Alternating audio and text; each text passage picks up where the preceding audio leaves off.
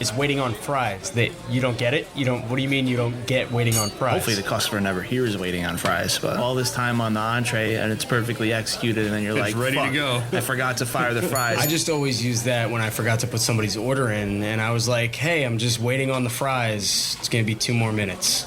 Realistically, I come back 10 minutes with the food. Exactly. They just know that their food's not there and the server said they're still waiting on fries. I guess we're just waiting on fries. That's okay. I don't understand. I don't get it. Why would anybody want to just contribute their free time to joining a board of any type? And what you're missing right now is that we were just discussing just volunteering his time into doing things in the community. Yeah.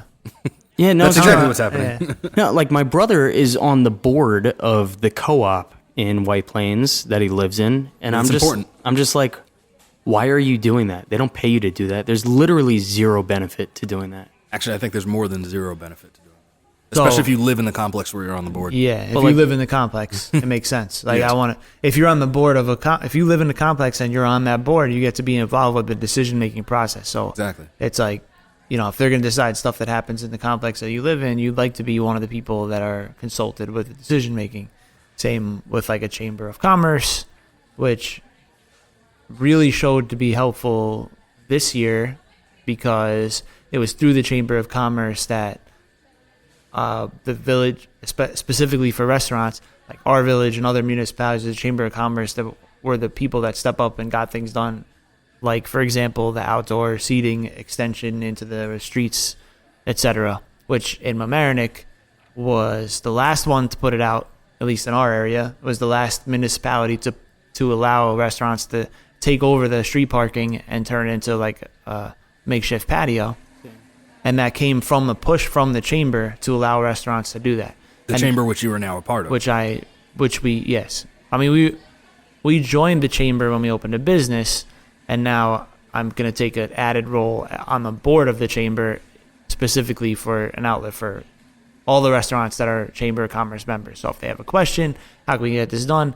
It's going to come through me. It's going to be my, I guess, responsibility to try to find that out and try to push for the restaurant side of it.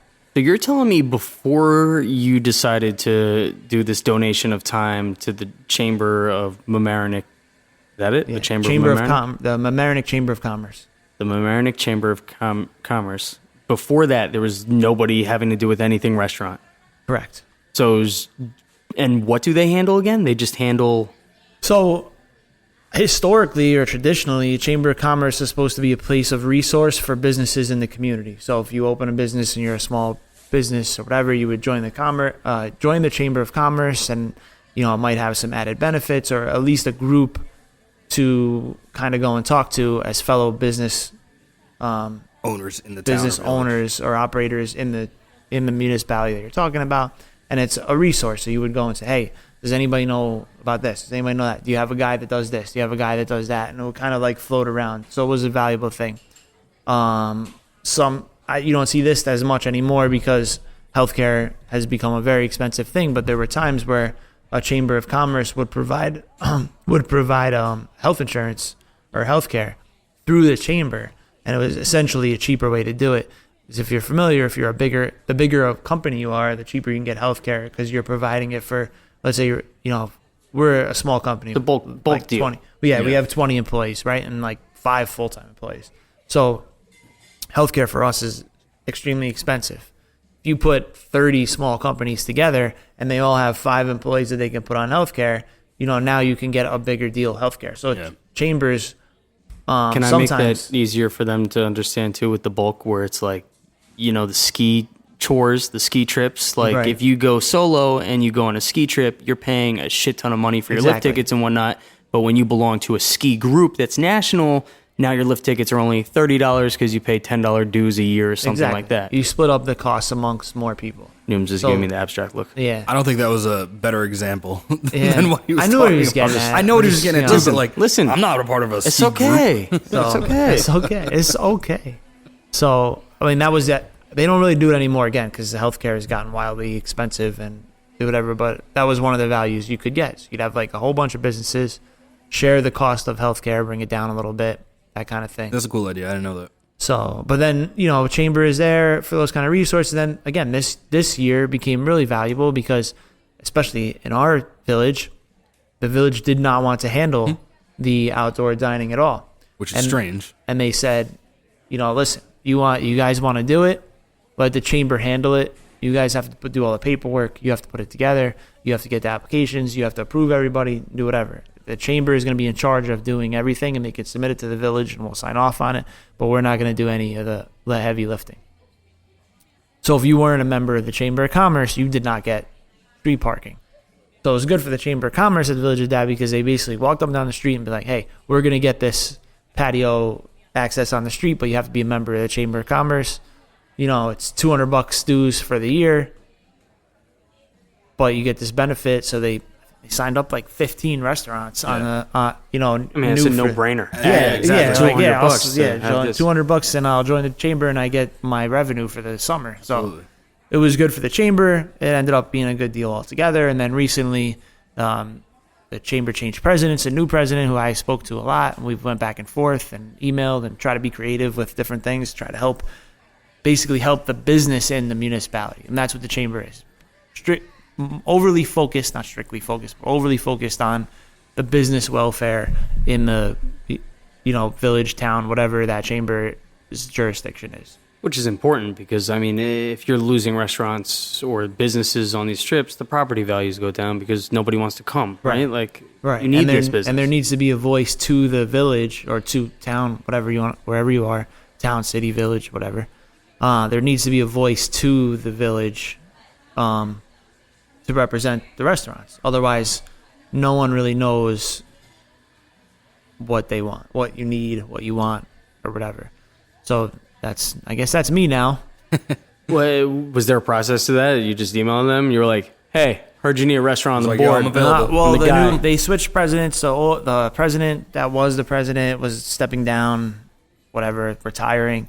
The new president, who I was familiar with during this whole process, basically said he would like to have a specific restaurant representation on the board, which they didn't have before. And he basically said, do you know anybody who'd be interested in doing it?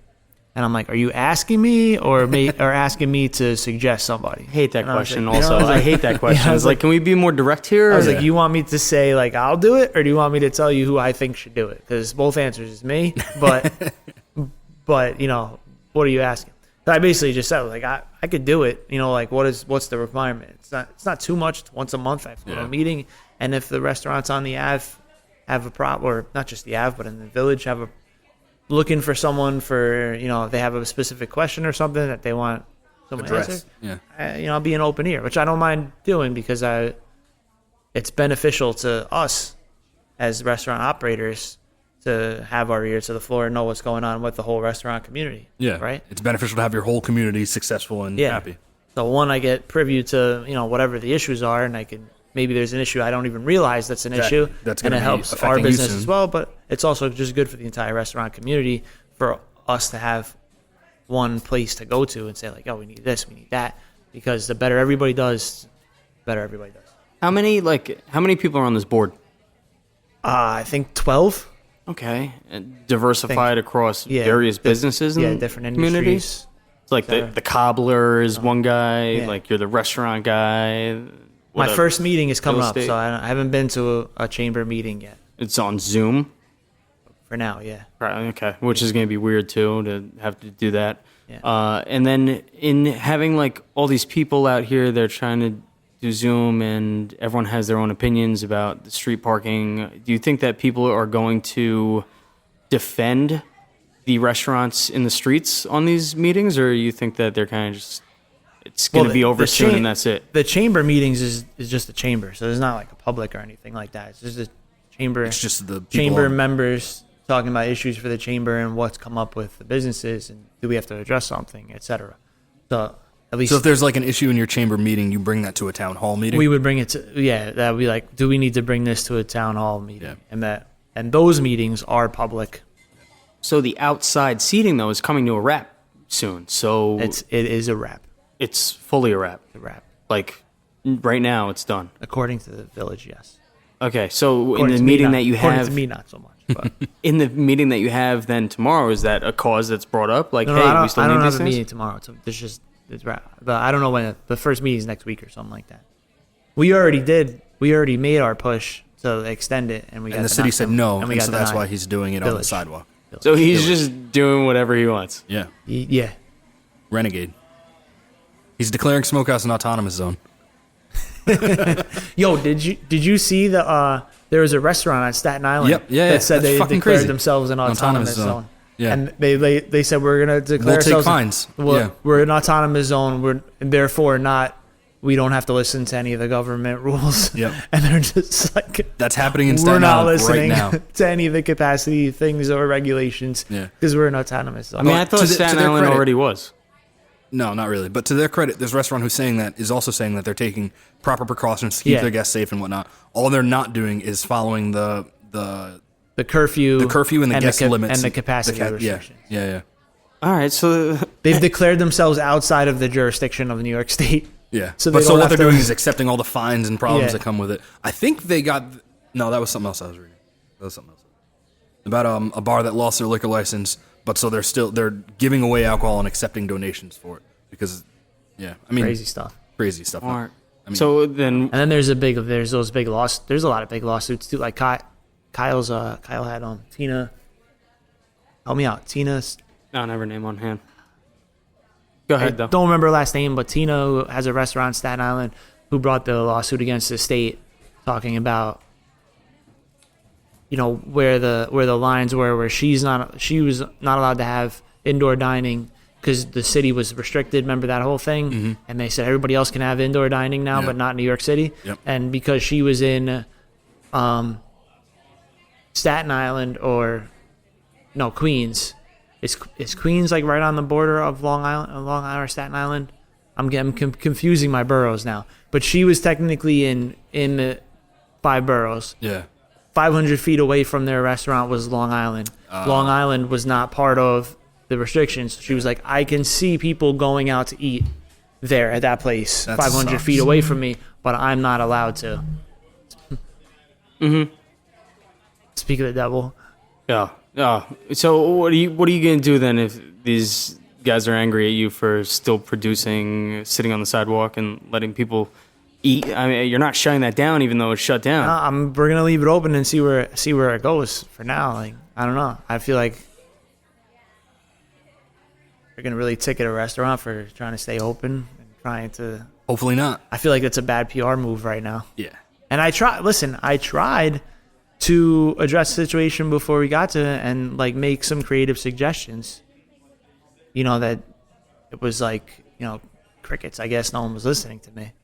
So I guess you're just gonna eat the ticket. I'm fine with it because I'm gonna fight it anyway. But I sat in on the village board meeting The town when meeting? they were supposed to vote on it. Yeah. And it is so antiquated and so like old. And I'm like, how do you get anything done at this meeting? They literally had to vote the chiefs. First of all, I just sit through so much stupid bullshit. Like before they talked about like just town village crap that they talk about in these meetings. It's like, who gives a shit? Yeah. Right?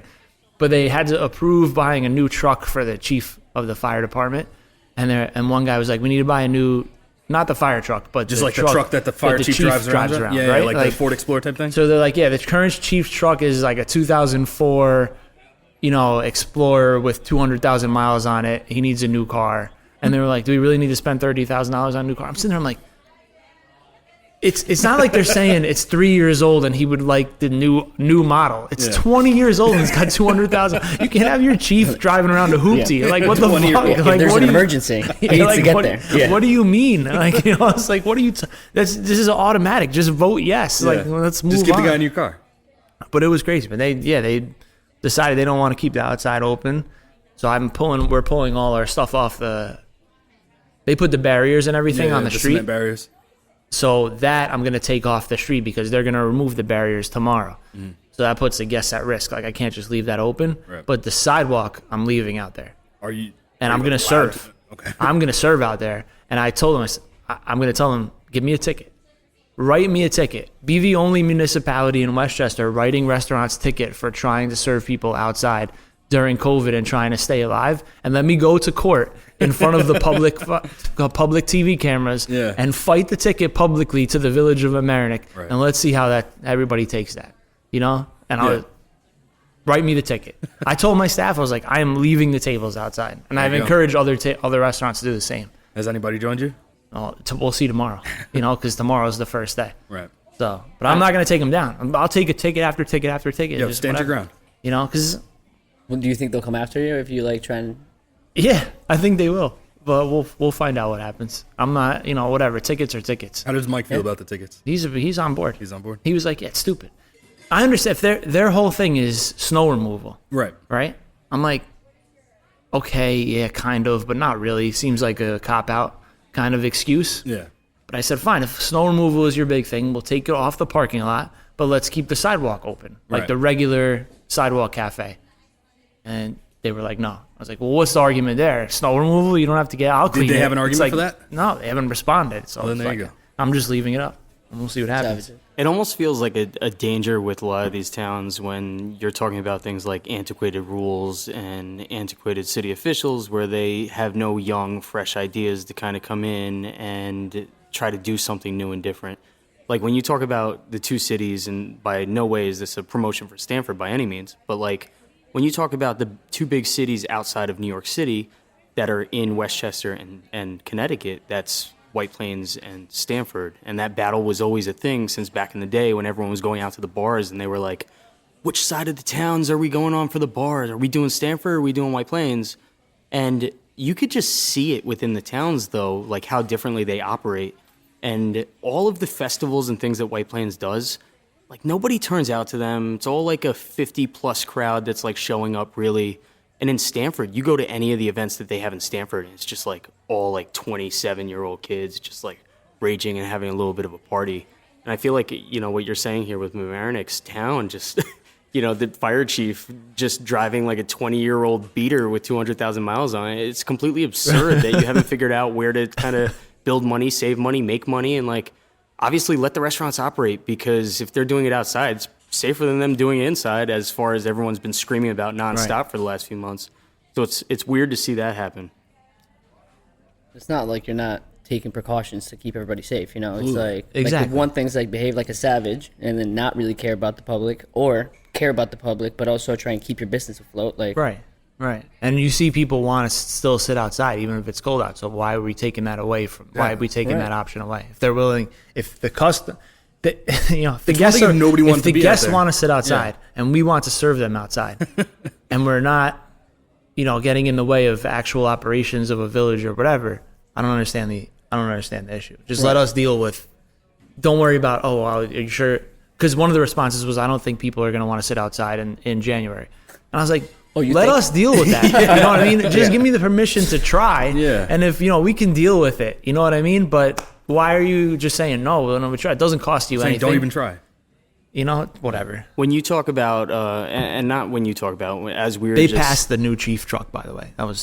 I just thought it was ridiculous it was even a conversation. We should write them an email and be like, thank God we got that hazardous waste material off the road. Also, the other thing that was weird is they had to, you know, it was a Zoom meeting. So they got the Zoom meeting all together. And then before they started the meeting, they had to do like this, you know, I need a motion to start the meeting. And someone was like, I second it. All in favor. I'm like, yo, you all signed on to the fucking Zoom meeting. Isn't that enough of a sign that we're going to have a meeting tonight? You have to actually vote to have a meeting? Like, what kind of stupid shit are we doing here? Like when they go to Parliament? Like, it's like having a Parliament meeting over Zoom. It's crazy. That's kind of crazy. You know, you might be sitting there and wondering who's this fourth voice that you're actually hearing here. And we're actually joined here, and we're talking a little bit about Lila Rose here with JJ Henao. Hey, dog. What's going on? I did that right? I rolled it enough? Did I roll your last name enough? Henao. Henao. No. I know. I'm terrible. We were saying on the last episode how bad we were with foreign languages. Wait till he tries to spell it. Yeah, don't do that to me. But as we were just saying, too, about Mamaroneck kind of being a little antiquated in the way they do things, and you know, you need that younger generation to come in with fresh ideas. Like, you're a fucking young dude crushing the game right now. Thank you. How old are you? 30. See that? I can't even tackle anything by 30. Yeah, 3 more years, I still haven't accomplished anything. But when you came into this whole restaurant space, you know, you're over there managing as a partner with Lila Rose right now. You've ran through a handful of different places, just like building blocks and learning all this different shit about the restaurant space, and starting from things as little as working in like a Planet Pizza. Yeah. And like doing Planet Pizza, you came over here from Colombia. Yep. And you spent some time over there doing a little bit training to be a chef. That's correct. I thought that was my calling. Well, that's really what I enjoy. I still enjoy cooking. I love cooking, and it's just like growing up. I worked at a deli over in Croton Falls, North Salem, New York, and I always wanted to get into like the sandwich station. And I was just trying to get up, but because I was so young, they would never let me. And then finally, I started working in restaurants. In Colombia, I worked in one, and then I just kind of fell in love with it, and I knew that that's what I wanted to do for the rest of the time, and went to school there for about 4 years, and then... What was culinary school like down there? Culinary school there is like 5 days a week. I was doing it at night and working during the day at a call center. So you really had about 5 hours of class every single day. And they taught you everything from basic cooking skills to management to costing out. They treated it really like a career and not just culinary training. So that helped out a lot. And when that happened, I was going to go and work in cruise ships. But I guess it was just luck. I got to Norwalk. My mother and my brother, JC, were living there, and we started working at Planet Pizza, and that's where it began, you know? That was let's dial back to Colombia Yeah, first, because there's so much to like cover there. And I was just telling you about my father, who's Moroccan, and, you know, a lot of my family is not Americanized, as I have all these roots in Northwest Africa, right? And in being in Colombia, when you talk about things like food, and you see these platings, then there are things that are like traditional to you. What are some of those Colombian foods that are just like, this is what we do, and we have this all the time here? Like ajiaco. Which is? Ajiaco is the soup. It's a chicken-based soup with cream, but it's everything is from the local farms. So and because Colombia is so diverse, and you have so many regions, you're constantly... You can't go to a different city and then try the same plate. Every city's got their own, like... Version of that dish? Yes, but also just a completely different dish. So some, like, you go to Cartagena or Barranquilla, they're away from the country, divided by the mountains. So you go there and it's all Caribbean and it's all food, seafood, and everything is done fresh. Everything's literally coming from the farms straight to the restaurants. But yeah. You don't pay a premium for that there, though, straight from the farms to the restaurants. Isn't that just kind of the way it is? Yeah. Yeah, so they have sort of like the Costco there, where all of the farms will meet in one place, but the restaurant, there's no real, like, you have vendors for the big companies, but really, like, the small restaurants will just all meet there in these food halls and then just buy directly from the producers. It's almost like a farmer's market. Farmer's market, exactly. Yeah. Yeah. So, but that's just how they run. And this is Bogota, which is like the capital of Colombia, and most of these restaurants are going out and just getting straight from the source. So. And Bogota is a bit of a finance hub, though, too, isn't it? Yeah. When you were doing telemarketing, that's how you started things as you were going through school, right? You were doing a little bit. Yeah, so my cousin... call center? Yeah, my cousin owned this call center that they sold phone cards, and they sold them actually here in the United States. So while I was going to school, I was able to continue practicing my English, never really lost that. So I'm very thankful for that. But yeah, that was the job, and a lot of different things that were happening there. So that puts you through chef school, essentially. What was the name of the school? Politécnico Internacional. Say that slower for me. Politécnico Internacional. Okay. One more question about the culinary school. So, like, when I went to culinary school here, we learned, like, French techniques. Were they teaching you guys, like, classic Colombian techniques, or were you learning, like, classic French techniques? No, so it was a lot of... It was all bases. So it wasn't really focusing on any specific cuisine. It was just, these are some French dishes. These are some Colombian dishes. This is how Italians cook pasta. And, you know, it's very basic, but then they just kind of give you the building blocks, and then they let you just rock. So. And you said that then when you left Colombia and you came here, you worked at a deli, you said. Before I left for Colombia. Oh, so okay. So I grew up. I Yes. grew up in North Salem, New York, and when I was about 15, I went to Columbia, finished high school, and then that's when went to college, came back, and then that's when I started working at the pizzeria. Gotcha. And in the deli though, so that was your first roots with food. Yeah. Really. Yep. And it's funny because you were like, I was in the deli, I do sandwiches. I was just downstairs and I was screaming at my girl, I'm the sandwich king. If you ever tell another guy he's the sandwich king, we're completely breaking up. And now you coming in here and saying that you were in the deli and you were a little bit the sandwich king, we're going to have to talk about that off go. to the side.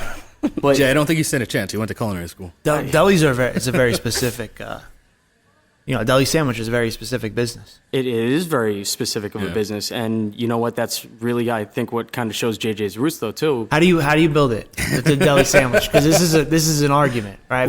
I've had this argument at It's different very delis. specific.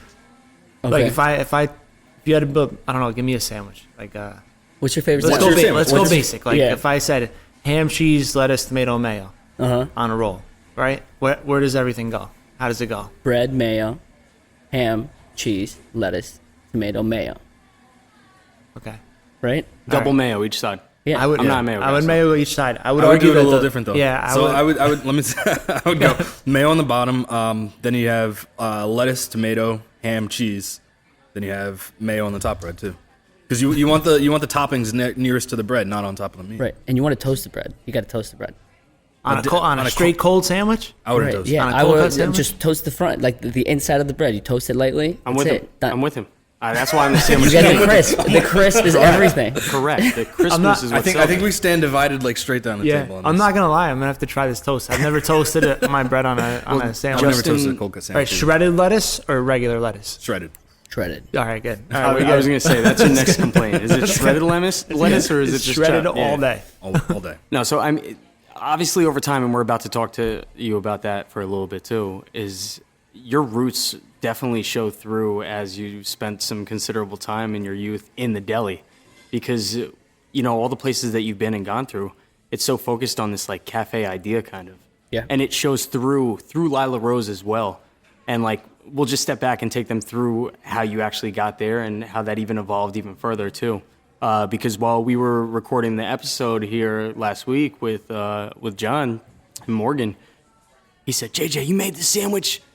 And I overheard him and you were like, yeah, I made the sandwich. And he goes, yo, it's a good fucking sandwich. And I realized at that moment that, yeah, he's got some chefing going on, but still not the sandwich king. We'll talk about that later though. Well, wait, what kind of sandwich was it? All right. So we did toast the bread, right? Hit it with some looked chimney. right at me when he said chimichurri. Then we did arugula, tenderloin, steak sliced. Then we did a little bit of mayo, top it with some more bread. So that was it. Yeah, Sounds pretty tasty. We're going to have a sandwich off at some point Yeah, let's in the go. future. I'm way with that. I hope your body's ready. Yeah, well, my body's always ready. So we spent some time in Planet Pizza now. You got hooked up through, I guess it was the family you said? You knew the guys that kind of ran the place and they Yeah. say, yeah, let's give you a shot. Come on in here. So you learned the basics of things at that point. You weren't making the pizzas, were you? No, never got to making pizzas. That's a crazy thing to learn how to No. do, throw the dough around in circles. Oh yeah, and no, have it that not break. happened at Planet Pizza. That's when I was like, I did the whole thing there. I learned. Oh, so you went through all the ropes there then. Oh yeah. So when I got there, originally, like the only spot that they had was prep cook. So I went in and I was just prepping in the morning, and then when it got busy, I would jump on the pasta station. I would cook some pastas, and then I was kind of like, all right, like this is cool, but I want to learn how to make pizza. I've never made pizza before. So then they threw me on pizza for a while, and then I thought that was the shit. So, just like understanding how the dough worked and Yeah. playing around with it, that was a lot of A fun. little cheese bay off the arm, Oh, yeah. onto the pie, Hit it with it. making it sexy and selling it, sling it. But you were eventually managing that space, right? Yeah, for So- about 2 years. So in doing that, you're kind of like, you're setting up these building blocks of foundation pretty much to learn every single piece there is to the restaurant. I mean, like you probably go in and manage his books at the end of the day, no problem, because you learn some things closing out at the end of the night at Right. Planet Pizza.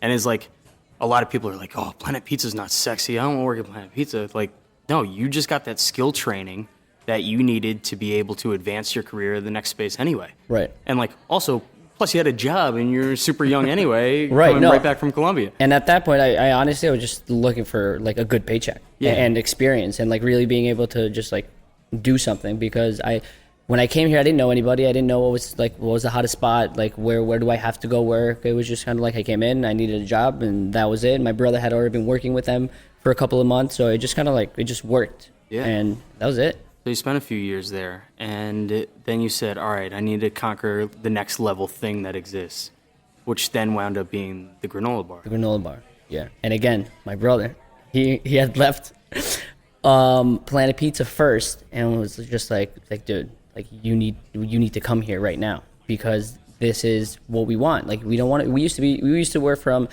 10 a.m. to 11 p.m. at the pizzeria every single day. Yeah. And we used to drive an hour and a half back home because we lived in Norwalk. So like that was a trip, and it was long, very long, hard-working days. And the granola bar gave you kind of that quality of life, because you would go in at 6 o'clock in the morning, be done by 3 p.m., and you were still making money. You know, like we went in there as servers. We weren't managing. It's kind of like, we're going to make more money serving here than we are continuing to do what we're doing over at Planet Pizza. And like it's time, you know. It was Greenwich, Connecticut. We kind of understood now what we needed to start doing to grow, you know.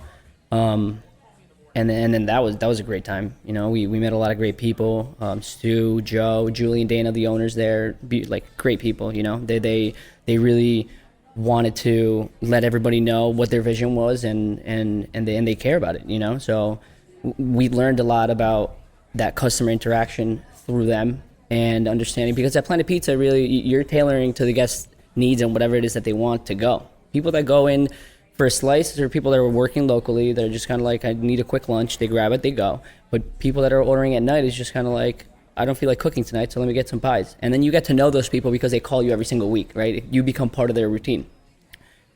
The granola bar was the same thing, but it was the morning routine. You start to know what people in Greenwich, Connecticut are eating and what they want to eat and how they behave every day. And you started to build that customer base where every single day they would come in and get the exact same thing. It got to the point where JC and I were so locked into it that we would see the family's car park, and we would fire all the food. By the time that they were sitting down, they were already getting the coffee and the teas, you know. So it was like, it was cool, and it's always been a challenge. You know, it's always like how can we just take like one more step, just like make it better. That's it's not like serious customer service and hospitality training there. That's what it sounds like. Yeah, and I think it comes naturally. It's not like we don't like. I will never take a job where I walk in and I'm like, all right, I got to go work now. You know what I mean? Like I'd rather just sleep. Like if I ever get to that point, like it's time to move on, because you lose that drive, and we're happy people. Like I love having a good time, and if I'm not having a good time, nobody's gonna have a good time. You know what I mean? I like what you said too about seeing how people react to certain things, and I said a little bit about that last week when I've started to focus on it more. Like product mix is one thing you could see, okay, this sells well, that sells well, but in the last year, 18 months or so, I've started to pay a lot more attention to how people react to certain things. Mm-hmm. So just because you're serving it, you see a certain thing, but people's reactions are so important, and you could see like so much out of that in their behaviors, just what you said. And like, I laughed when you said you saw the car parking and people get ready because, and you know, get everything ready for the family coming in, because I don't know, maybe when was that? When did I work at the club? Like 20 years ago, 15 years ago. I remember you telling me stories about something this. like that. Yeah, I worked at a country club, and it was the same kind of reason. I was like, I'm kind of done here because it's like monotonous, same people coming in all the time. It's just members. And I got to I remember one Friday night, I looked at all the reservations. I saw who was coming in. I knew every member on there. I was in the bar. I know they come to the bar before they go to their table, and about what time they get to the bar. I literally made everybody's drink and put it at the seat they were going to sit at, and it was sitting there before they got there. And they sat down, and they were like that. And I was like, yeah. And they're like, nobody's ever done this for me. What? right. Yeah, it's crazy. And what you were just saying too, JJ, was that there's such a big difference between the type of person that's coming out to Planet Pizza and the type of person that's coming to the granola bar, and in the areas that they are, and the type of establishment it is. Well, we should talk about what type of establishment it is, because I'm not familiar with the granola bar. Yeah, I will hold that for one further second, but yes, you were correct. With the pizza, like you were saying, people just take out. They come in, they run out. Yep. For us, that's what pizza is in this Northeast territory, where it's like you go in, you get your slice, and you disappear. There's actually not that many places that sell by the slice in Connecticut, which is like kind of weird to me. Yeah. There's a few places here that are pretty good that I would compare to New York pizza, but like it's not a lot by the slice like you have in a New York pizza spot. You know, you go next door to Sal's where you're at, Just, and you know, there's a handful of pies sitting there, and all those slices will go.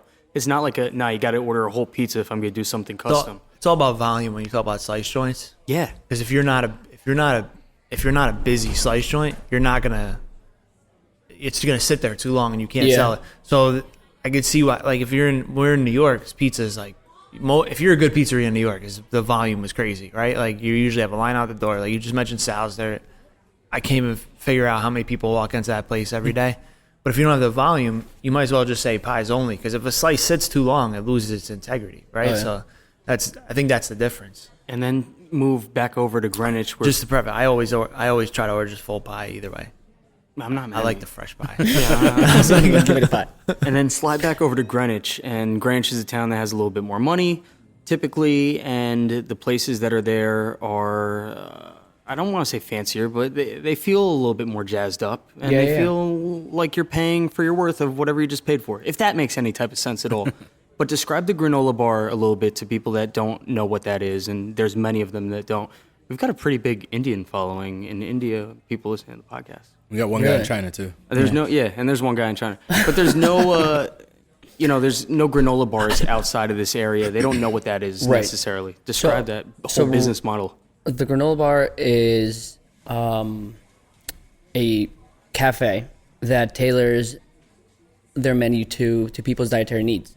So now more than ever, I think there are more people that are having gluten allergies. They can't have dairy. They can't have peanuts. So it's really what they were doing is looking for a menu that was going to be a healthy menu, but also something that you can go and indulge. And it's not going to be, it's like that in between where you're getting something healthy, but you could also like cheat a little bit and make it part of your routine where it's not going to kill you to go there and every day you're spending $30. You don't have to spend $30. You could go in, get an egg bowl, get a coffee, and then walk out $12 spent, but you're getting a good meal and great service. So that's what was rolling out at the time, and I mean, I highly suggest that you guys stop in at any time. Like go to Greenwich, go to Westport. Westport was their first location, and they got this beautiful bakery in the back. So it's a small front, big bakery, back of house area. That's where they make all the granola and everything. So. Now, not only are they just doing granola stuff, but I've seen some of the coffees over there also. Oh, yeah. And the presentation on them are beautiful. Oh, yeah. Well, I think towards the beginning of it, and I'm not sure what's happening right now, but Stuart, I don't remember his last name, Schmersler. I think I just butchered that, but he is a coffee genius, and he was actually the one who trained myself and JC when we first arrived there. He was just the person in Greenwich who was handling the bar, making all the drinks, and coming up with these awesome ideas. And we were fortunate enough to work with him for a couple of months while we were serving, and he was just open to like, you need to know how to do this properly. And he was that type of person which would obsess over everything that he did. It wasn't right, make it again. Yeah, that's not right. No, make it again. It's like, well, we just wasted 2 cartons of milk. It doesn't matter. Make it again. Like, it needs to come out perfect. And then it's like, okay. So you start to really care about the product. And then that carried on with us where it's like, no, like, we went through that. We need to make sure that we're teaching people how to do this properly as well. So that coffee program was insane. It was. What goes into the perfect cup of coffee, at least over there? What goes into the perfect cup of coffee? Yeah, like what builds the perfect cup of coffee? It doesn't matter how you answer this. Someone is gonna be like, no, that's not correct. Well, I think maybe more volatile. Double shot of espresso. I take mine with a shot of hazelnut and a little oat milk, and that's the perfect cup of coffee for me. I'm not mad at that. I'm a black guy. I don't put anything in there. I'm very happy. We should actually say that JJ did come over here with some spiked lattes. Hard lattes. Hard. I'm sorry, they were hard. Actually, they're very hard because I didn't know. I was downstairs, and I come back up here, and I took one sip, and I go, "Is that spiked?" He goes, "It's hard." They're good, though. They are very good. So, like, in being at the granola bar, you were there for a while. You weren't there for a short stint. You were there for like 2 years or so. Yeah, it was like two and a half years. That's enough time to really pick things up. And, seeing or having you just say working with a gentleman that had to get everything right and would make you do things again and again until it was right really helps train somebody's brain to think about procedurally how things should be and getting things to that 95%. You know, you could skip 5% here and there depending on if you need the speed or whatnot. And in wanting to do things right the whole way, it's more of like a why reason. Like, this is why we do this. Don't just do it that way. Let me explain to you why we're going to do it this way. And let me explain why that's the perfect cup of coffee.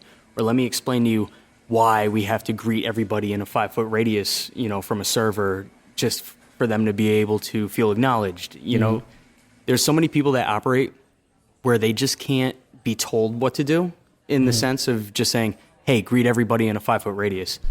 There's that person, and there's a handful of them that need to understand why we're doing that. Right. Because they'll be more likely to do it at the end of the day if they understand the reason and the rationale for it.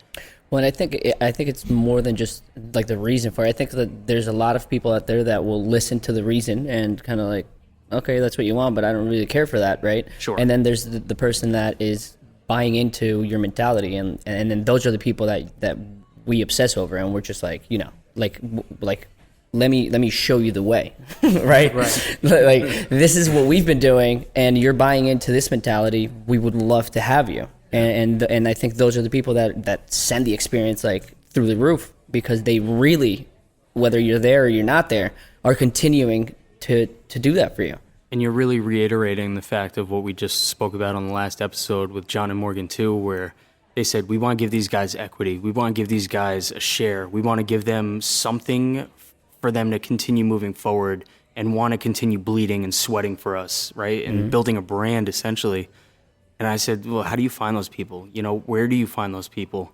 And at this point now, to bring everything back over towards Taco Daddy, Fortina, and Lila Rose, you wound up meeting John in the granola bar.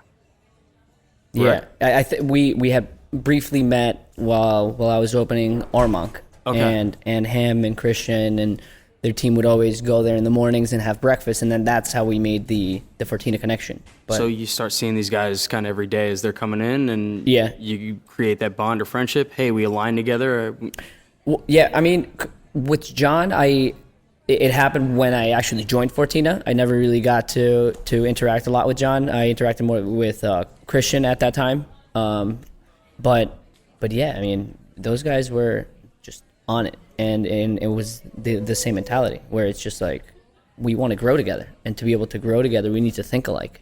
And there's nothing more rewarding than to like set yourself up with people that are just driven to continue to grow. Because if you're not thinking that way, then just leave, you know, just quit, find another job, or take a vacation. Like, you know, don't do anything for a couple of months, but that's their mentality, just growth. And it was something that myself, and I always say we, because my brother and I, we're a team, you know, wherever we go, like, we'll do this thing together because we think alike. And for me, it's, you know, you always have to have that person next to you that's kind of like checking your every move, where it's going to be like, no, that's not right. Like, we need to do this differently, but still thinking the same way.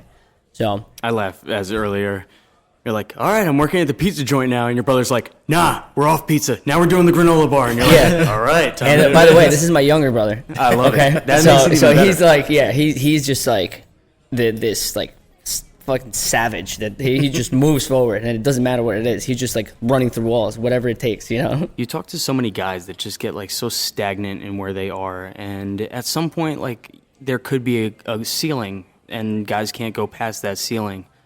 And I think the real question is, like, at what point do you decide that you've got to move on into something else in order to further your own career, instead of being, you know, stuck on the pasta station for 15 years and, you know, not being offered another position somewhere within the kind of grow up. I don't know if pasta station is like a bad, I'm just saying, like, stuck in one place, you know Seems what I mean? to be a theme the last couple of weeks. So pasta around the station? pasta station has been. Yeah, but pasta station's intense. It's a not good time. Yeah. It's not for slouches. It's definitely not for slouches. So at what point do you decide when there's no more growth in a place? And for you, you just said that if you don't feel motivated and full of pep when you walk into a place anymore, and that's kind of just fizzled out and burnt out, it's probably time for you to move on. Right. But like, what keeps guys in a position? Just getting a paycheck week after week? I think or a safety net? I think so. I think there's some people out there that, depending on their family situation, they just need to make sure that they're getting that paycheck, and then they're also too busy with their personal lives to really think about the next move and how to grow. Like I'm 30 years old, I'm not married, I don't have kids. Like that is, I think, what allows me to continue to just like make split decisions and then just like go with it without having to really like sit back and think like, oh shit, like I can't really do this because I have all this responsibility behind me. But that might not be the case for a lot of these other guys, So it's just about really talking to every single one of the employees and then spending time with them to let them understand what our mentality is, what their mentality is, what their expectation of us is, and to really be able for us to deliver to the employee every single day, because at the end of the day, they're the ones that are putting, this blood, sweat, and tears. And meanwhile, we're trying to figure out how to steer, So, yeah, I mean, it's funny when you look at things where dudes work 40-hour weeks, work their ass off, they get their paycheck at a minimum wage, whatever it is, and by the time they get out of work, they don't want to do anything else. You're so exhausted after working and busting your ass all day long that you just want to sleep, rest, relax a little bit before you have to clock back in again tomorrow. Yep. And it's such a tough spot to be in, because that doesn't give you the extra time that you need to do creative freedoms. Like, we're not getting paid out here to do this podcast. We just put this extra time in because there's a love for the hospitality community that we have, right? And we're talking to all these guys and getting all these guys' stories week after week over and over again. But, like, there's a lot of prep work that gets put into this, too. And it's for the love of doing this, the love of talking to other people that are in these bars and restaurants. And not only that, but it's almost like a paying it forward to the next guy. Right. So, To be honest, it's kind of education too. Yeah, I learn something every week. Completely. Yeah. And we're fortunate enough to be able to have the extra allotted time to be able to do these things. I mean, also, of course, because COVID and a lot of guys aren't working and whatnot. Speak for yourself. Yeah, I mean, you've been fortunate just obviously to be operational this entire time, which a lot of guys have not. They've packed in the bags and said, this isn't it for us right now, and it's a wrap. So seeing somebody like you, or seeing somebody say something like John and Morgan, where these guys bust their asses, they work their asses off, these are the guys that we want to give equity. It's like it shows within the hospitality community what can be accomplished if you do wind up being almost a lifer and busting your ass into wanting to fulfill the bigger goal, if you will. So now you go to Fortina, you've met Christian, you're meeting John, you're meeting all these guys that are kind of putting together that Armonk location, which is a beautiful environment. Quickly explain Fortina a little bit further for guys that don't know what the brand is. Fortina is a Bronx Italian restaurant. But not in the Bronx. We're not in the Bronx. You're out in the suburbs, and it's a fucking experience, From the moment you walk in, these beautiful high ceilings. If you go to Stanford, you go to Yonkers. You go to Armonk. Armonk's a little bit different because it's got like this old style to it, but it's, stunning, But what I really take away from there was the hospitality, and then that's what John's taught me. It's you're out there to make friends every day. You're not there to just go out and serve people food, because that's not. It is what the restaurant's basic function is. But it's not what we're there. It's not why I'm there every single day. I'm there because I love meeting people. I love talking to these guys, touching every table, making sure that everybody is having a good time. Like, you didn't like something? Okay, let's swap it out. Like, let's make sure you have a really good experience. Now, nobody else is doing that. Nobody else, at least not to the restaurants where we normally frequent. Nobody's really doing that. They're kind of like letting you do your thing, and Fortina was not that. Fortina was in your face. They were in your table like, you're not smiling. What's going on? Like, here's some meatballs. Yeah. and then suddenly everybody starts smiling. And then on top of that, well, obviously we had the liquor program, and there was something that was completely new to me. And then that was fun. Well, What was so fun about that? Well, we sell sex, Noom. That's what, that's it's what's just so fun like, about it. guess what? Now you get to party every night, and that was something completely different. We got the opportunity to do 3 blackout brunches where you would black out It's all like you of read the my windows, everything. It was 11 o'clock in the morning on a Sunday. But it looks like 11 o'clock at night. Exactly. On a Saturday. And you're walking in everything's pitch black. You got the strobes going, the music's blasting, and then maybe you get some dancers.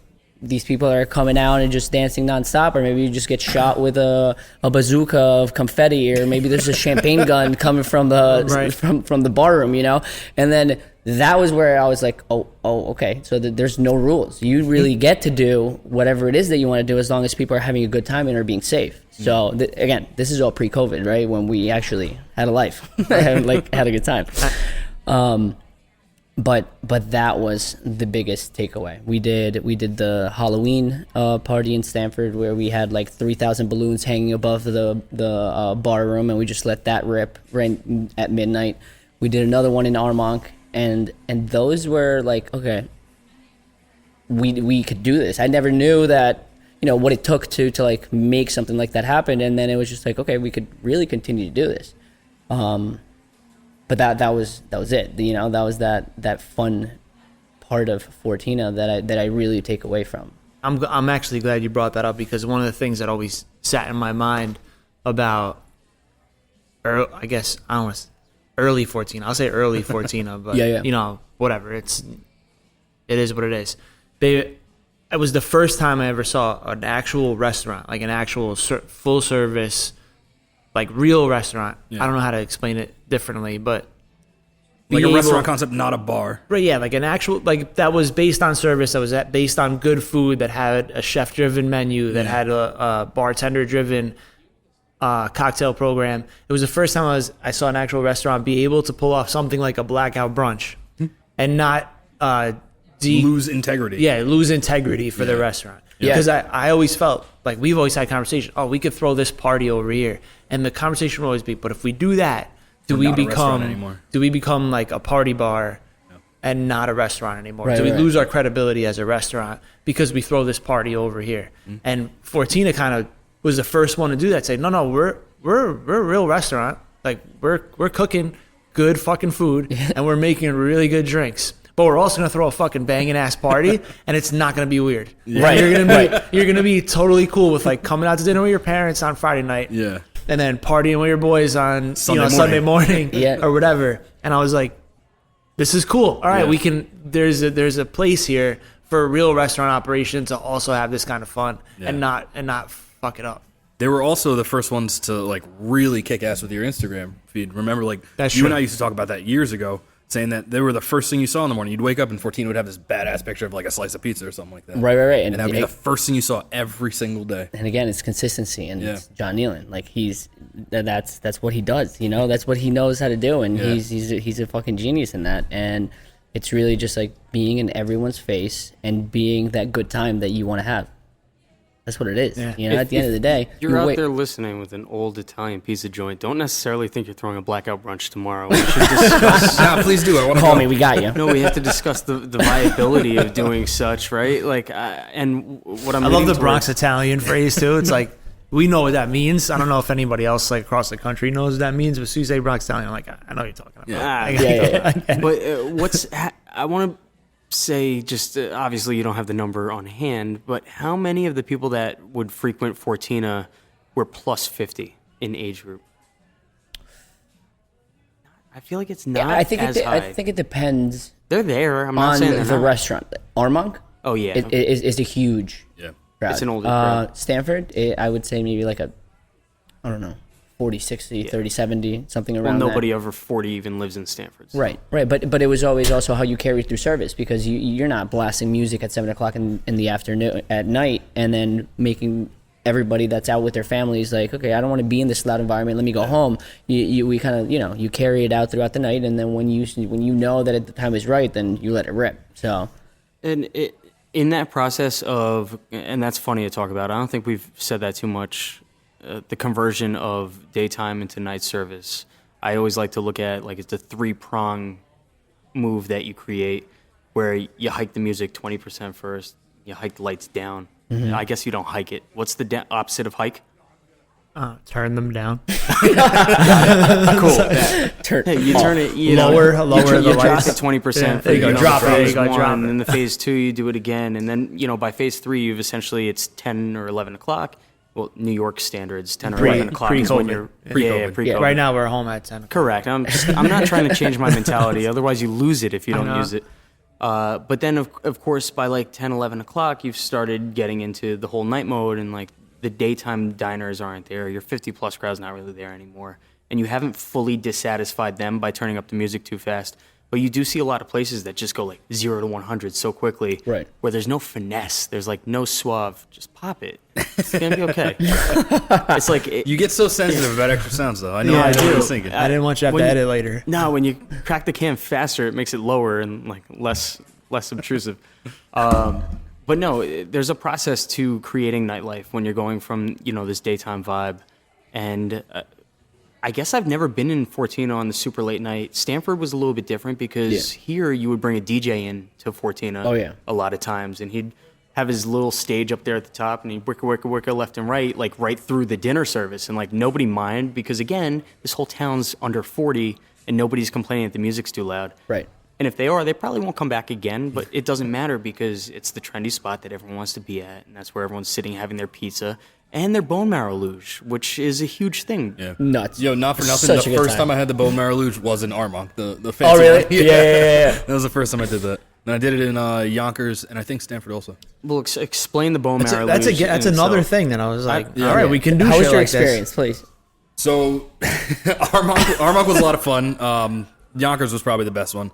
The Yonkers one was for the Burger Blast pre thing, whatever. This. that Oh, was. that's right. Yeah, so that was like a big party, whatever. But the bone marrow thing is, you get the bone marrow dish, then you finish eating the bone marrow out of the bone. Wine and Food Festival, not just Burger Blast. That's what that was. The It was Wine and Food Festival kickoff. Yes. Okay. Excuse me.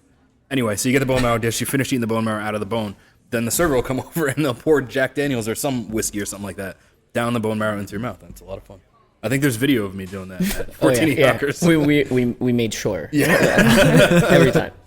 It's a lot of fun. When you're doing things like this where you've never heard of something like this before, first off, I love bone marrow. As a kid, my grandfather would always scoop it out for me and throw it on my plate, and I'm like, what is this, soft shit? And you'd wind up eating it and be like, well, this is delicious. Yeah. Not When you're good young, for you probably don't appreciate it as much, but you get older, you develop a taste for it. So figure out my face when I walk into Fortina and the server, I think it was even like the busboy. He came over and he was just like, yo, you guys want to do the bone marrow luge? And I was just like, what is this kid talking about? I was like, go further. What is Yeah, this? but also, like, what pizza place do you go to get a bone marrow luge? Like, that's kind of out of control. Agree. But, coming over, I thought this was a joke. I didn't even think this was real. And when he left, after I confirmed, like, fuck yeah, I want to do this. When he left, I told the rest of the table, I was like, yo, I bet you guys anything he's going over to the rest of the squad over there and being like, yo, I bet you $20 I could get them to drink out of this bone marrow piece. Like, you almost don't feel like it's Watch real this. because it's so outlandish at the end of the day.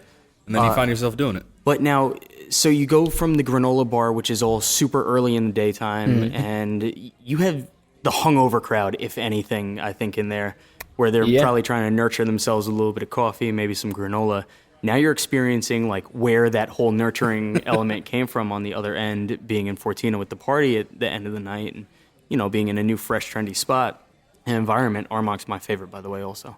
But going from where you didn't have a liquor program before, there's so many dangers of having a liquor program without having the knowledge of how the liquor program works. Yeah. Your sensitive areas and what causes problems all the time, and we know better to just steer away from them because things will just end in a loss typically.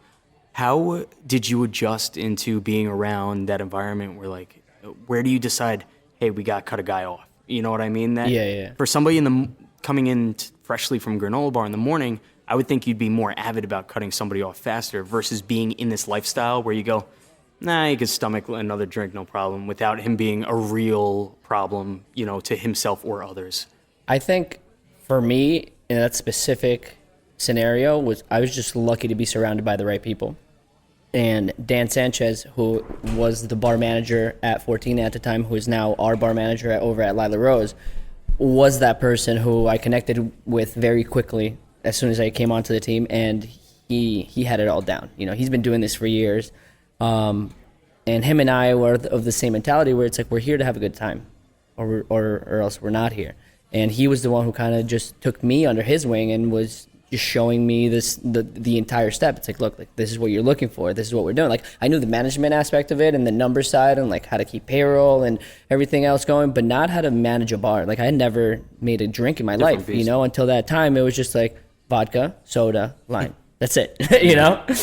And then that was it. He was the one who really just like nailed it down and he took the time out of his day to make sure that I understood as his man. You know, like you walk into a new restaurant as a general manager, somebody could just be like, "Fuck this guy," you know. Like I'm not gonna tell him what I know. I'm not, and that was not it. He was just like, "I know I love this place. I'm gonna make sure that he has the best opportunity," and that's what he did. He just laid it down. Circle that back to McLovin, who we spoke to a few episodes back. His first day on the job, I was just like, dude, I'm gonna be honest with you. Fuck you. You're probably not coming back here. I was like, we've got too many guys working here, and it's very unlikely that they're gonna call you back. And he was like, all right, fuck you too, man. And sure enough, now he's done the longest stint for the company to date, which is nice to see. But you do need those guys to kind of show you how things are done and kind of guide you through that process. It makes things a lot easier in acclimating to a new environment that you're in. You're saying you weren't that guy for McLovin? Yeah. For McLovin, I kind of wasn't. Okay. Well, you learn and you grow, right? Don't get me wrong. I didn't like totally fuck him off. I did give him like the things that we had to do. It but was I just tough like, love. Yeah. He immediately said, "You're not going to make it," just to make sure that You're trying to like break him down early. Yeah. It was a He challenge. wanted to make sure he had the perseverance to break through. He's like, no, fuck you. You're not going to come back tomorrow. And along with the bar service, and I'm only saying this. I'm only saying this because where you're at now too is so bar heavy in a lot of the senses of the word of what Lila Rose does. And when you're keeping a party, tying it back to Fortina, when you're keeping a party, you can't just be on the back of the bar on your phone looking down. You can't frown. You can't not be bobbing your head around to the music, because the people on the other end, and you're not necessarily experiencing it right now because everyone's at tables, but when people are able to stand next to each other again, what they do is they always look straight at the bar, and you're the first indicator of how a party's going. Yep. And forever, every single bartender in every single party bar I ever worked at that was kind of like on the burnt out side of the spectrum, that was so over it, they would just be leaning against the bar looking at everyone like, fucking idiots coming in here paying $12 a drink. God, Jesus. And you would have that mentality, and you would see that the party would end earlier as a result of them not having fun, as opposed to like dancing, jumping up and down, nodding your head around. Even though you've heard 50 Cent's 21 Problems a million times over again, you're still bobbing like you've heard it for the first time every time. You got to learn that uncanny ability to be excited. A song comes on. Non-exciting things. Even though you've heard it 12 times. Oh, yeah. And I mean, it sets the vibe from the go. You know what I mean? Like, all it takes is one song. Like, you put on, what's this Beyonce song that all girls love? I think, Drunken Love. I think it is Drunken Love. Like, if the room's, it's not there yet, you put Drunken Love on, it's a wrap. That's it. Everybody's off the fucking chair, and it's, Set it up. So in Fortina, learn to like it, baby. You got it. You got it. And so now you're starting to understand the party side of things and how that drives sales, because there is a direct correlation between throwing a party and having sales and having a liquor program, of course. And you spent about, how long were you with Fortina? About 2.5. Oh, was that long? Yeah, about. And when Lila opened, John left Fortina. Was that seamless transition for you also to say, I'm going this direction? Or did you stay a little longer? I mean, not really. We kind of, John had left, and it had been a year, basically almost a year, because he had left, and then Morgan and him had started Taco Daddy. And obviously we were very friendly because I've known him from Fortina, but we didn't really start talking until it was about like 4 weeks away, where I knew what Lila Rose was and what was happening, and he just happened to call me one day and break it down for me, and he's like, this is the opportunity that's for you. Do you want it or not? And every day he would call me. And we was like, all right, so what do you think? And so what are you thinking? What are you thinking? And that's just the person that he is. He's driven, and he knows what he wants, and he's trying to move. There's no standing around in this group. So that happened, and now we're here. Well, I mean, he's highly intelligent also to be offering, a sweat equity into the company, which is beautiful because it drives you to move a little bit harder and a little bit faster. Oh, for sure. And create the sales, monitor the drinks, make sure there's not too many comps going off with, drinks disappearing into the air, and you're seeing these things. And I think a lot of guys just expect them to have some bartenders that come in. You don't necessarily pay them a little bit more money in a lot of places. And then they don't have the same drive. They don't care. Why would we do this extra work? Why would we do this? Now, he's created a reason for his place to be successful because he appointed you, chief of equity over here on this side of Lila Rose, and you'll carry that torch. You'll make sure that place is successful. I mean, in every single thing that you do, connecting with CT Bites or, whatever the bloggers are out there that we talked about in the last episode with them too. These guys help make a CT Bites business. better hit us up with, some kind of shout out pretty soon because we've been plugging that a couple episodes now. Hey, Steph, we love you. Say hello.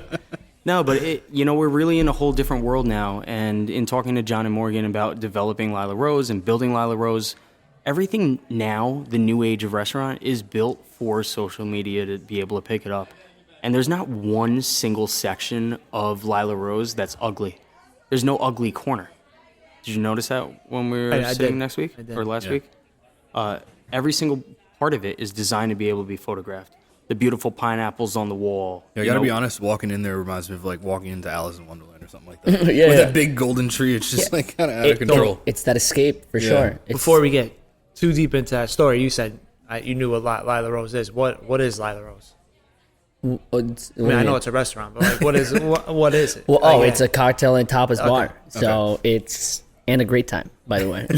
So, it's just beautifully crafted cocktails and beautiful food that Chef Mo Major and also partner at Lila Rose took his time to really come up with a really diverse menu that you have little things from all over the world. It's not just Foie gras fried rice. Foie gras fried rice, for example, is the most insane dish that I've ever put in my mouth. Like, I ate that for 2.5 weeks straight when we first opened, and I could still eat it again. Like, he took his time. He really, he cares, and he's that type of person where, chefs.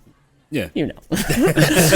Sometimes, like, those could be the most hardest people to get along with inside of a restaurant just because of the mentality that they have. Not this guy. Like, it's not him. He's happy every single day. The first thing he does when he walks in is a big woo and just starts clapping, gets everybody like at the energy, and then you go, and that's what it is. I think Lila Rose is good food, good drinks, good times, great people, and like that's what it is, It's fortunate enough to be able to have it as busy as it is. I mean, obviously, all new places that open up are always busy for some time, but there's something to say about the size of it. It's not humongous. It's got to be like 1,300 square feet or something. I was going to say like that, 13,000 is humongous. The stadium.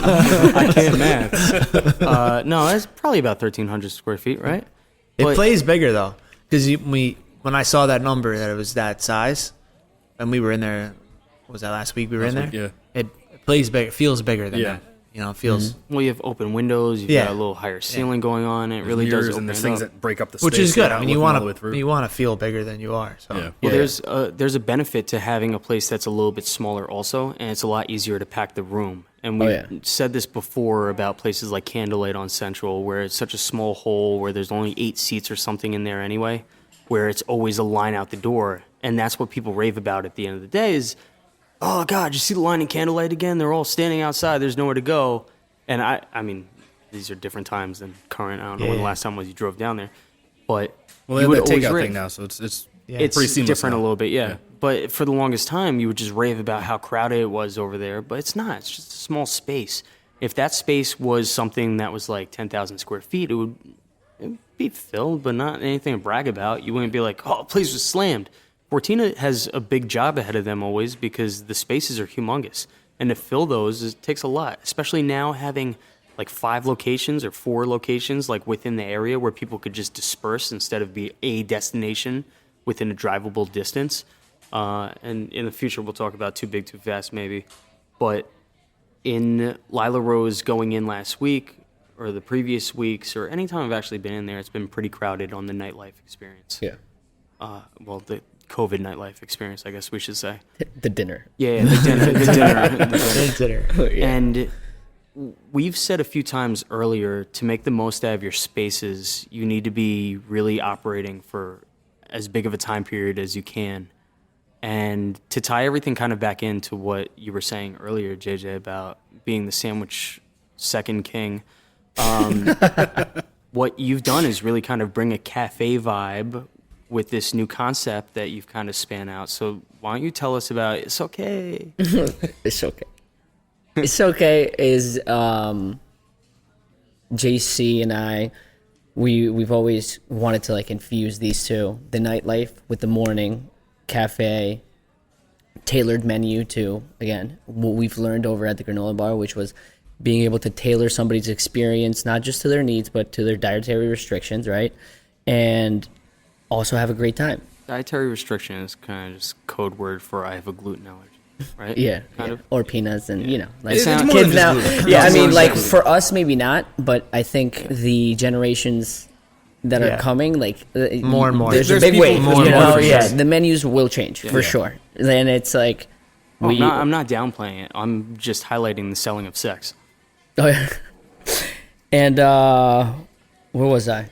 You were telling me about He throws you off with Sorry. sex stuff. That's just what he does. You were telling me about the dietary restrictions and being able to Right, so put- the cafe. So so it was that. It's just kind of incorporating what we've learned over at the nightlife into that morning vibe where if you're going in between 7 and 9 o'clock in the morning, you're going to be listening to some cafe music, really low volume. You get to work on your computer if you have to. You also get to have great food. And by 9 o'clock, if you feel like you want to have a mimosa, then like we got you, you know?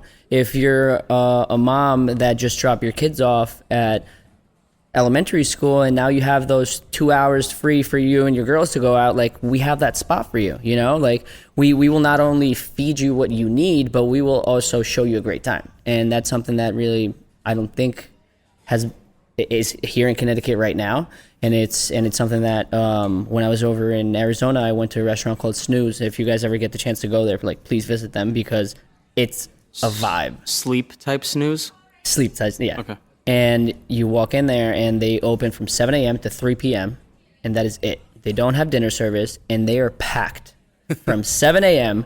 to 3 p.m. We went twice, both times, different locations. We waited an hour and a half to get in. And it was just something like, you know, it was mind blowing because one, I had never visited a place like that, but it also opened my mind up to, I know how to do both. So why not kind of do our twist into something that's similar to this?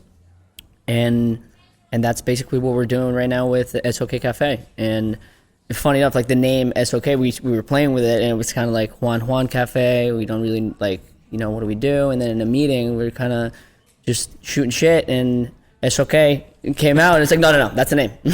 John immediately was just like, that's what we're going to do. And it's interesting because, and people will catch on obviously as time goes on, but SOK, the cafe side of things it's really Lila Rose's alter ego. It's in the same exact space. There's not too much different in the environment except for you're creating a friendly area for people to come in and do some work on their laptop during the day. Come get your sexy coffee, cappuccino, whatever it is that you're into, plus a nice little sandwich or some eggs in the morning. Slutty and it's paninis. okay. Yeah, tell me more about those short skirt paninis.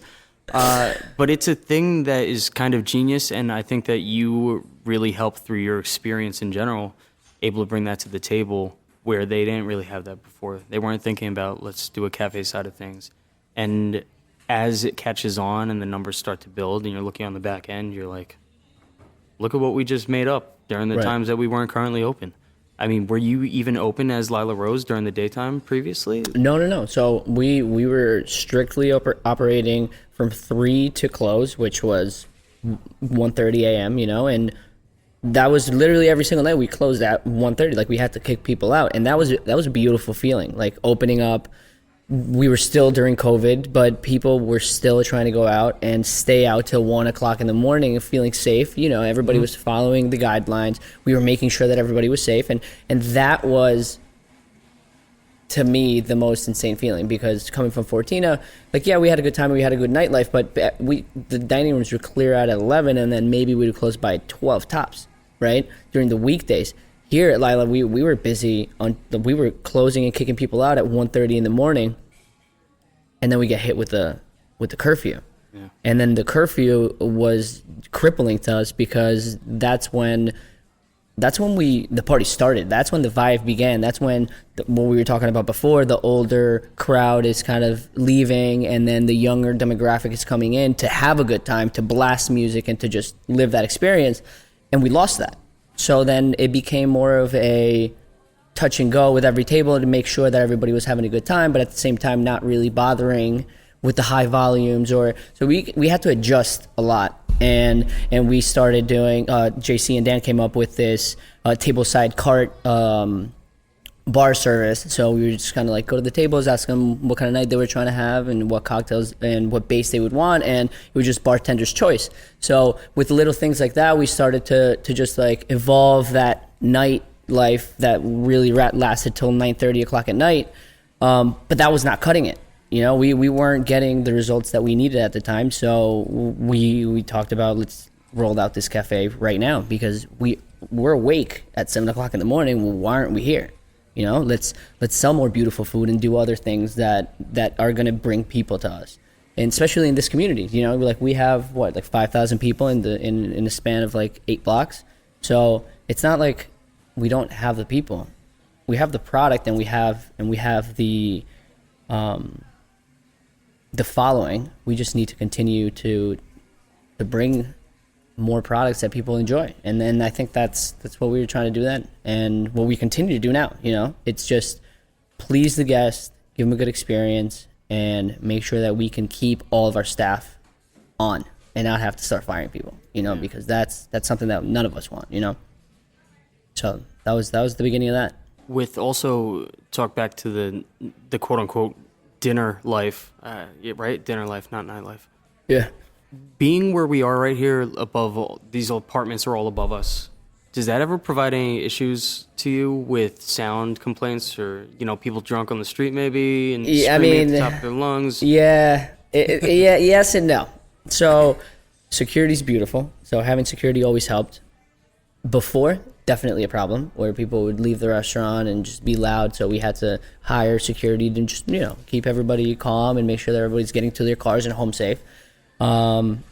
But now it's not really the case. I think 9:30 hits and you're nowhere near where you even can or want to be. So it's funny because in COVID time here, like everything, your whole world has changed, and especially in New York right now, the sun goes down so much earlier. So I find myself in bed at like 10:30, 11 Does the sun o'clock. even come out? Yeah, it doesn't. what is sun? I'm sitting here laying in bed the other night, and I hear all these fools screaming up and down the street. I just was like, what are these people doing out here coming from Taco Daddy and Lila Rose screaming at the top of their lungs? I felt like an old man for 1 second. And sure enough, I looked at my watch, and I was like, God, I got nothing to complain about. It's 11 o'clock. Yeah. God, it's not even that late. I'm actually, quick sidebar, I'm going to run for president in 2024, and my only campaign is I'm going to cancel daylight savings. That's my whole platform. It's going to cause a problem eventually. You will win. Yeah, we won't go far into daylight savings. Wait, who's behind the glassware at the Lila Rose? That was Dave, our bar director, and John. Like they both, well, obviously, and Morgan as well. And before I came in, they had already developed that cocktail program.